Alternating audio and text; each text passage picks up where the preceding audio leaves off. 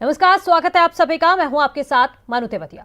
पूरे उत्तर भारत में ठंड का प्रकोप तेजी से बढ़ रहा है। पूरे यूपी में इन दिनों कड़ाके की ठंड पड़ रही है और उत्तर भारत में शीतलहर से राहत मिलने के फिलहाल कोई आसार नजर नहीं आ रहे हैं। 5 तस्वीरें आपकी टीवी स्क्रीन पर हैं। वाराणसी, लखनऊ, कानपुर, मेरठ और मुरादाबाद में इस वक्त भीषण ठंड पड़ रही है। तो ये बेरहम सर्दी की 5 तस्वीरें आपके सामने हैं। कानपुर, वाराणसी, मुरादाबाद, लखनऊ, मेरठ।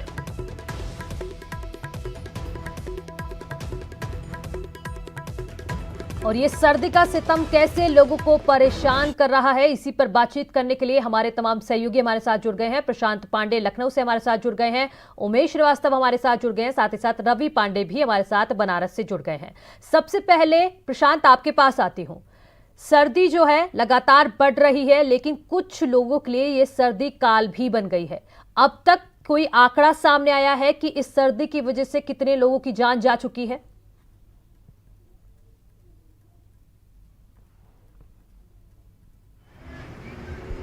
लखनऊ की बात करें तो अभी तक तो ऐसा कोई आंकड़ा अभी नहीं आया है। प्रशासन की तरफ से भी इस बात की अभी तक कोई पुष्टि नहीं की गई है। वहीं दूसरी तरफ अगर बात की जाए तो बच्चों को ठंड को लेते हुए अभी तक देखा जाए तो 26 से स्कूल खोलने की बात की गई। 24 तक जिलाधिकारी लखनऊ के द्वारा अभी तक छुट्टी कर दी गई है और ये छुट्टी सभी के लिए की गई है। उच्च शिक्षा से लेकर के प्री प्राइमरी तक के स्कूलों के लिए सभी तक के लिए छुट्टी कर दी गई है। ऐसे में हमारे साथ कई लोग जुड़ चुके हैं, कई बुजुर्ग हैं। हम उनसे भी जानेंगे कि ठंड को देखते हुए किस तरीके से वो देख रहे हैं और ठंड किस तरीके से उनके लिए यहाँ आम लोगों के लिए भी जानलेवा हो चुकी। सर, ठंड जिस तरीके से बढ़ती जा रही है, क्या लग रहा है? हमें तो लग रहा है कि अब क्या लखनऊ में ठंड आएगी ही नहीं, लेकिन 4-5 दिन से जो ठंड का माहौल शुरू हुआ है, बहुत ही अच्छा माहौल है। सब लोग घर से निकल के आए हैं मॉर्निंग वॉक का और अतिरिक्त एडिशनल मजा लेने के लिए आए हैं। और यहाँ पर इस समय शर्मा चाय भंडार पर जो है हम लोग जुड़े हुए हैं, समोसे और बन मक्खन का मजा ले रहे हैं। कई युवा है मनु, हम इनसे बातचीत करें। ठंड बढ़ती ही जा रही है, क्या लग रहा है आपको? मुझे तो लग रहा है कि यहाँ पे ठंडी का मतलब कोहरा हो रहा है, एकदम पड़ रहा है। अब पता नहीं, देखिए आगे क्या होता है। अभी दिसंबर मतलब खत्म ही होने वाला है। ऐसे में और भी लोग हैं, हम इनसे जानेंगे। ठंड बढ़ गया, क्या प्रशासन की तरफ से इंतजाम आपको लग रहे हैं? प्रशासन की तरफ से हमें तो इंतजाम कहीं दिख नहीं रहे। कल हम डीएम की बाइट सुन रहे थे कि फलानी जगह पे फ़ोन कर लीजिए तो लोग आपके रैन बसेरे में ले जाएंगे। अलाव जल रहे हैं, कहीं अगर आपने अलाव जलते हुए देखे हों, प्रशासन की तरफ से कंबल बंटते हुए देखे हों तो आप बता दीजिए। हाँ, ये जरूर किया है शासन प्रशासन ने कि पूरे प्रदेश में हर जिले को जला दिया है, उसी से ताप रहे हैं लोग। तो जिस तरीके तमाम प्रतिक्रियाएं हैं मनु, कहीं ना कहीं ठंड भी बढ़ रही है, स्कूलों की छुट्टियां की जा चुकी हैं। तो ऐसे में बड़े हद तक अगर राजधानी लखनऊ की बात करें तो सुबह से ही जो है शीतलहर के साथ गलन चालू है। लोग निकल रहे हैं इक्का दुक्का घर से बाहर। जो भीड़ यहाँ पे बहुत ज्यादा होनी चाहिए थी वो कम है मनु। और भी अगर बात की तो प्रशासन की तरफ से भी लगभग हर रैन बसेरे में इंतजाम किए जा रहे हैं। इक्का दुक्का लोग छूट रहे हैं तो कई बातें भी उठ रही। प्रशासन की तरफ से भी काफी इंतजाम मनु किया जा चुका है। मनु जी, प्रशांत आप बने रहिए हमारे साथ मुरादाबाद से फरीद शमसी जुड़े हुए हैं। फरीद, हमने सुबह 7 बजे की भी तस्वीर दिखाई थी, अब इस 9 बज रहे हैं। इस वक्त की तस्वीर आप दिखाइए कि क्या कोहरा अभी भी वहां पर बना हुआ है? जी हाँ मनु, देखिए सुबह हमने 7 बजे भी दिखाया था कि लोग कैसे परेशान हैं और आग के सहारे ले लेकर चल रहे हैं। मुरादाबाद में इस वक्त भी 9 बज गए हैं, जहां आम दिनों में इस मुरादाबाद का मुख्य एक सड़क है प्रिंस रोड। आप देख सकते हैं कि इस वक्त भी यहाँ सन्नाटा है, जबकि आम दिनों में यहाँ पर ये सड़क पे भीड़ रहती है, ट्रैफिक रहता है। मुरादाबाद में शीतलहर का प्रकोप जारी है। लोगों को काफी समस्याएं, छोटे बच्चों को समस्याएं, बुजुर्गों को समस्याएं, और अभी लगभग 10 से 15 दिन इसी तरह शीतलहर मुरादाबाद में लोगों को परेशान करती रहेगी। जी मनु। जी फरीद, आप बने रहिए हमारे साथ उमेश जुड़े हुए हैं मेरठ से। उमेश, वहां पर क्या स्थिति है, क्या इंतजाम है, ये भी बताइएगा।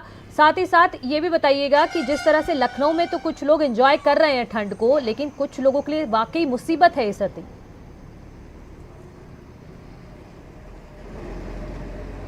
जी हाँ, देखिए मनु, समूचे उत्तर प्रदेश में कड़ाके की सर्दी पड़ रही है। सर्दी का सितम जारी है। पश्चिमी उत्तर प्रदेश में भी कड़ाके की सर्दी पड़ रही है।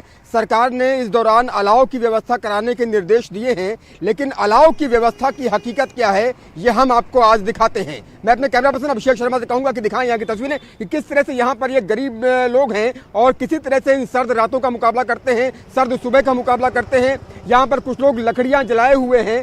सरकार की तरफ से निर्देश दिए गए हैं कि अलाव की व्यवस्था की जाए, लेकिन प्रशासन न जाने कौन सी कुंभकर्णी नींद में सोया हुआ है और अभी तक शहर के विभिन्न चौराहों में अलाव की कोई व्यवस्था नहीं की गई है। हम कुछ लोगों से बात करते हैं। ये बताइए कि आप लोगों क्या कहेंगे, प्रशासन को कैसे इंतजाम करने चाहिए, कैसे कट रही हैं सर्द रातें और प्रशासन ने क्या इंतजाम किए हैं अब तक? जी प्रशासन क्या इंतजाम करेगा, प्रशासन खुद चोर है। जो अलाव के लिए पैसा मिलता है वो प्रशासन खा जाता है। कहीं पर भी गरीब जनता के लिए अलाव नहीं जलता। हमारी तो सरकार से यही मांग है, योगी सरकार से, मोदी सरकार से, कि शहर में अलाव जलाए जाएं। सरकारी अस्पताल है वहाँ पर भी अलाव नहीं है, सिटी स्टेशन पर वहाँ पर भी अलाव नहीं है। अलाव जी उमेश, आप बने रहिए हमारे साथ। हम एक बार रवि को भी शामिल कर लेते हैं। रवि, वहां पर क्या स्थिति है ये बताइएगा और इंतजाम किस तरह के हैं?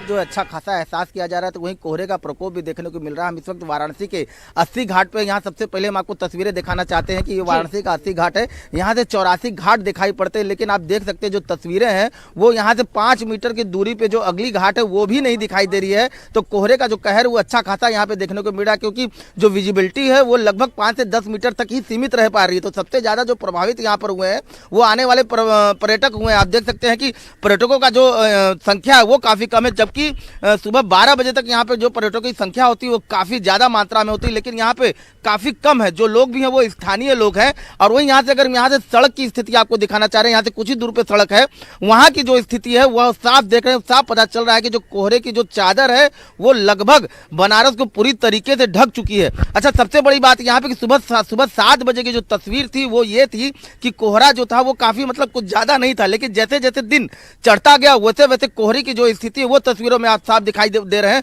तो ठंड का जो प्रकोप है वो यहाँ पर अच्छा खासा देखने को मिल रहा है। जी रवि, बिल्कुल। तो हम देख सकते हैं वाराणसी में तो पूरी तरह से कोहरा छाया हुआ है और विजिबिलिटी भी है वो काफी कम हो गई है। उमेश, एक बार फिर आपके पास आती हूँ। जो सर्दी लगातार बढ़ रही है, साथ ही साथ बीमारियां भी बढ़ रही हैं। खास तौर पर जो बुजुर्ग लोग हैं उनको बहुत ज्यादा परेशानी होती है इस सर्दी की वजह से।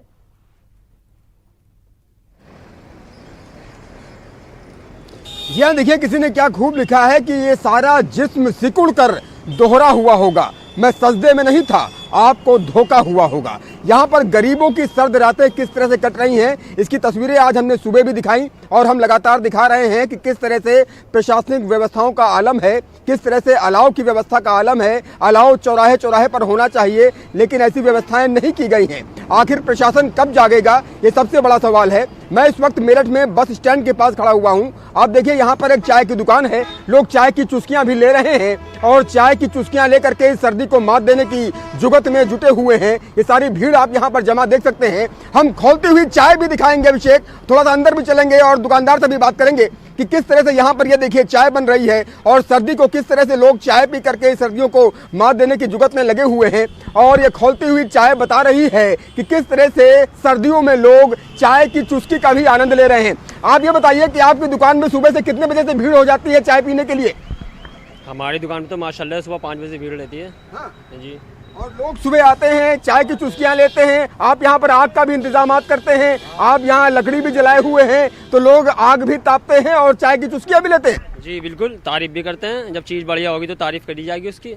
जब चीज बढ़िया होगी तो तारीफ करी जाएगी। देखिए यहाँ पर किस तरह से भीड़ है, ये सब चाय की चुस्कियां यहाँ पर ले रहे हैं। हमारे साथ कुछ और लोग भी मौजूद हैं जो यहाँ पर आग भी ताप रहे हैं और साथ ही साथ चाय की चुस्कियां भी ले रहे हैं। आप ये बताइए कि जिस तरह से यहाँ पर आग जल रही है, प्रशासन ने तो आग के इंतजाम नहीं किए हैं, लेकिन आप लोगों ने लकड़ी जला रखी है, चाय की चुस्कियां भी लोग ले रहे हैं और लकड़ी में हाथ भी सेक रहे हैं। क्या कहना चाहेंगे? गवर्नमेंट इंतजाम करती है, कुछ लोग बीच के लोग पैसे खा जाते हैं, वो इंतजाम नहीं करते आम जनता के लिए, जिससे आम जनता परेशान है ठंड से भी, रोजगार से भी। इसका गवर्नमेंट को ध्यान देना चाहिए।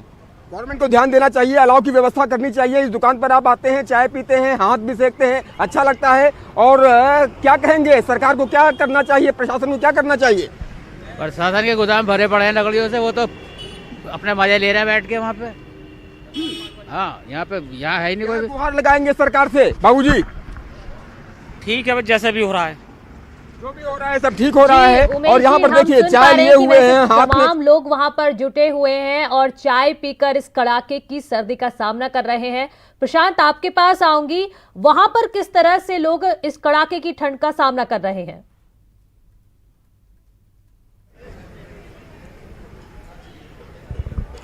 जी बिल्कुल मनु, जिस तरीके से लोग हैं आप स्वयं देख सकते हैं। मैं अपने वीडियो जर्नलिस्ट को भी चाहूंगा वो दिखाएं। यहाँ पर लोग सवेरे लगभग 6:30 बजे से ही जो लोग मॉर्निंग वॉक पे निकले थे, उसके बाद में यहाँ पर चाय, बन मक्खन और समोसे के साथ में यहाँ पर लोग सर्दी का जो है लुत्फ उठा रहे हैं। और कहीं ना कहीं अगर बात की जाए और भी आप देख सकते हैं और सारे लोग हैं, तमाम उम्र के लोग हैं। इसमें आपको वृद्ध से लेकर के सारे नौजवान, युवा और सारे उम्र के लोग यहाँ पर दिखाई दे रहे हैं कि चाय के साथ में, चाय की चुस्कियों के साथ ठंड का आनंद ले रहे हैं। वैसे गर्म तासीर चीज़ों को भी ज़्यादा सेवन में ला रहे हैं जिससे कि ठंड से वो बच सके। मनु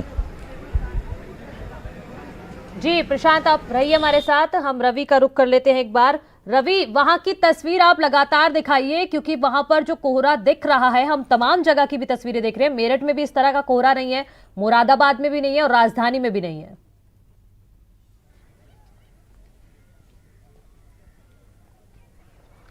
जी बिल्कुल, वाराणसी का जो कोहरे का जो चादर है वो लगभग वैसा ही बना हुआ है जैसा कि अब से 1 घंटा पहले था। शीतलहर और जो कोहरे का जो स्थिति है वो लगातार एक साथ उसी तरह बनी थी। सबसे ज्यादा जो प्रभावित यहाँ पे लोग हुए हैं वो पर्यटक हुए हैं, क्योंकि जो सुबह की जो गंगा आरती है वो यहाँ पे हजारों पर्यटक देखने के लिए आते हैं, लेकिन उनको सुबह का वक्त जो है वो होटल के रूम तक ही सीमित रहना पड़ रहा है। तो स्थिति आप खुद देख सकते हैं कि जो कोहरे की जो स्थिति है उससे सबसे ज्यादा अगर प्रभावित कोई हो रहा है, क्योंकि पर्यटक ही हो रहे हैं, क्योंकि नौका संचालन पूरी तरीके से ठप पड़ा हुआ है।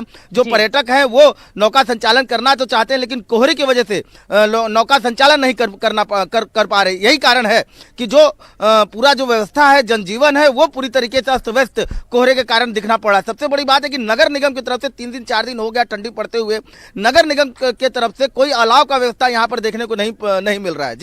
जी रवि, आपका भी और तमाम संवाददाताओं का बहुत शुक्रिया तमाम जगह की तस्वीरें दिखाने के लिए। तो यहाँ नगर निगम को सोचना होगा, क्योंकि सिर्फ 10 या 12 दिन की ही ठंड पड़ती है और इसी दौरान अगर इंतजाम नहीं मिलेंगे तो आम लोगों को परेशानी हो